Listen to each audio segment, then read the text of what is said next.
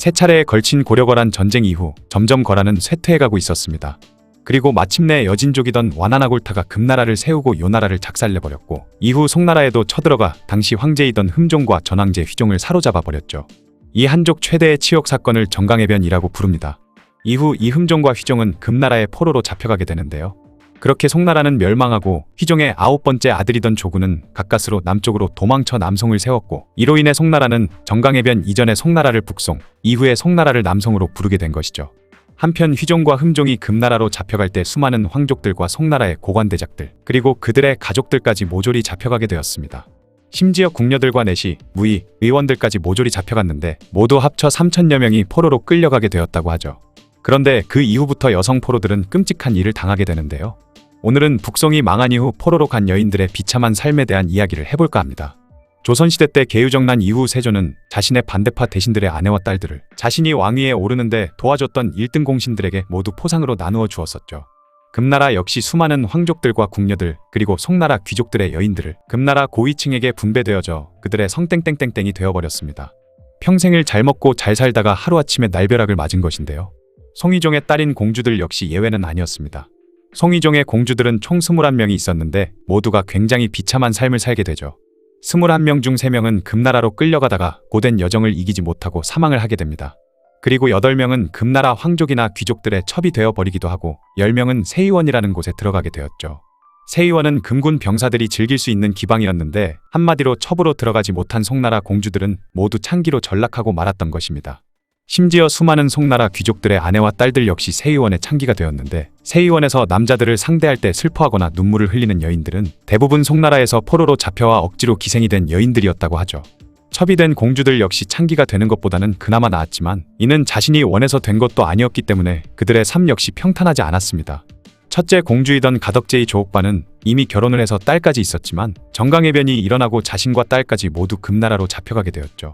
그리고 금나라 송왕 완안종반의 첩이 되었는데 얼마 안가 완안종반이 반역죄로 사형을 당하자 이후 금나라 희종의 첩이 되었습니다.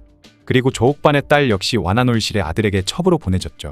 또한 휘종의 10번째 공주인 유복제의 조연녀는 16살의 어린 나이로 금나라에 끌려왔는데요. 그리고 완안종망의 첩이 되었다가 이후 완안종망이 죽자 세의원에 들어가 창기로 전락하고 말았죠. 그런데 더 충격적인 일은 훗날 개천대왕 완안종연은 자신의 부하 장수이던 서환과 내기를 하게 되었는데 내기 상품이 바로 유복제의 조연연이었다고 합니다. 이후 서환이 내기에서 이겼고 조연연은 서환의 첩이 되었다고 하죠.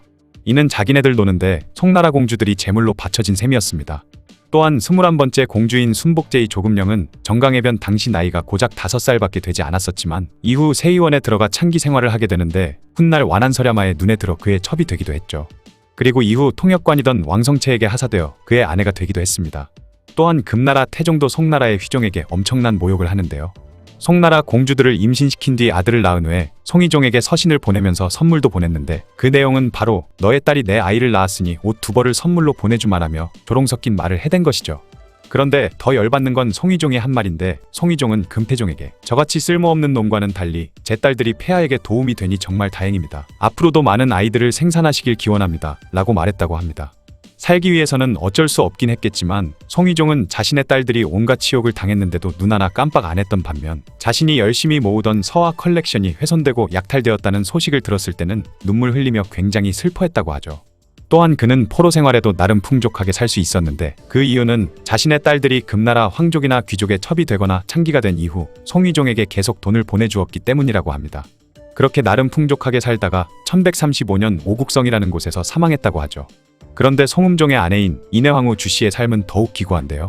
정강의 변이 일어나고 1년 후인 1128년 8월 휘종과 흠종 그리고 정태후와 주황후는 마침내 금나라 회령에 도착을 했는데요.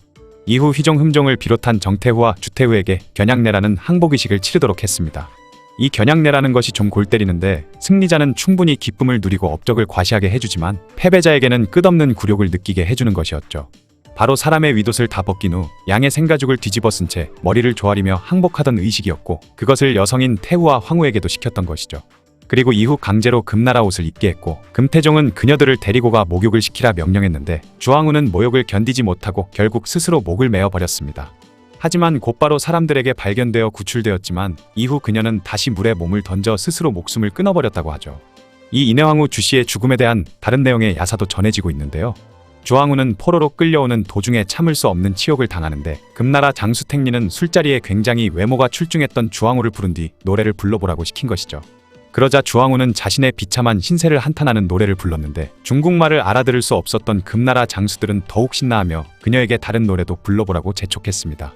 그러자 그녀는 또 다시 노래를 부를 수밖에 없었으며 노래가 끝나자 탱리는 주황후를 끌어당기며 술 시중을 들라고까지 하는 것이었죠.